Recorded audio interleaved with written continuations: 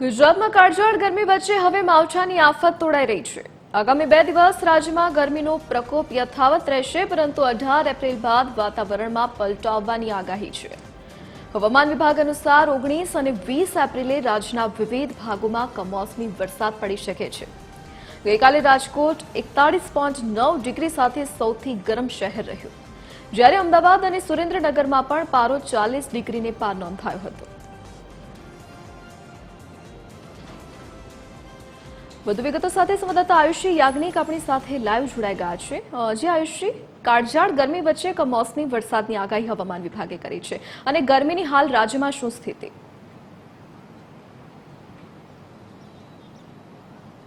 ધરતી હાલ રાજ્યની અંદર ગરમીનો પ્રકોપ છે। આવનારા 2 દિવસ એટલે કે આજે ને આવતીકાલે રહી શકે છે, અને જોકે ત્યારબાદ તાપમાનની અંદર ઘટાડો છે 3 થી 4 ડિગ્રી સુધી નોંધાવાનો છે, કારણ કે ફરી એક વખત કમોસમી વરસાદની આગાહી છે તે હવામાન વિભાગે કરી છે। જો તાપમાનની વાત કરીએ તો રાજકોટમાં સૌથી વધુ તાપમાન 41.9 ડિગ્રી નોંધાયું છે, જ્યારે 40 ડિગ્રીને પાર જેટલા 3 જિલ્લાઓ છે કે જ્યાં તાપમાન નોંધાયું છે। વહેલી સવારથી જ કેટલાક જિલ્લાઓની અંદર જે વાદળછાયા વાતાવરણ છે તે જોવા મળી રહ્યા છે, અને બીજી તરફ આ વરસાદી માહોલ જે છે તે પણ કેટલાક જિલ્લાઓની અંદર જોવા મળી રહ્યો છે, કારણ કે અત્યારે જે પરિસ્થિતિ છે તે મુજબ જે ખાસ કરીને વાદળછાયું વાતાવરણ છે તે 2 દિવસ રહેશે।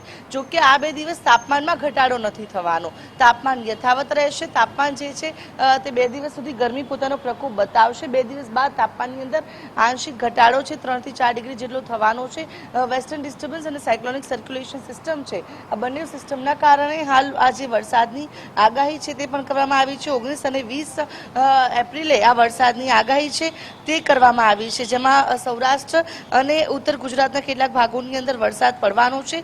જેમાં સૌરાષ્ટ્રની જો વાત કરીએ તો અમરેલી, ભાવનગર, જામનગર સહિતના ભાગોની અંદર વરસાદની આગાહી છે, જ્યારે ઉત્તર ગુજરાતમાં પણ વરસાદની સંભાવનાઓ છે, જેમાં બનાસકાંઠા, સાબરકાંઠા સહિતના ભાગોમાં વરસાદ પડી શકે છે, જ્યારે અમદાવાદ, ગાંધીનગર સહિતના ભાગોમાં વાદળછાયું વાતાવરણ રહેશે। અમદાવાદમાં પણ વહેલી સવારથી જે રોજ જે પ્રકારે તડકો જોવા મળે છે સવારથી, જો કે તેવું નથી જોવા મળી રહ્યું। અમદાવાદમાં પણ ક્યાંક ધીરે ધીરે વાતાવરણની અંદર પલટાની પણ ક્યાંક શરૂઆત છે તે જોવા મળી રહી છે, કારણ કે વાદળછાયા વાતાવરણની સ્થિતિ છે તે અમદાવાદમાં સામે આવી રહી છે।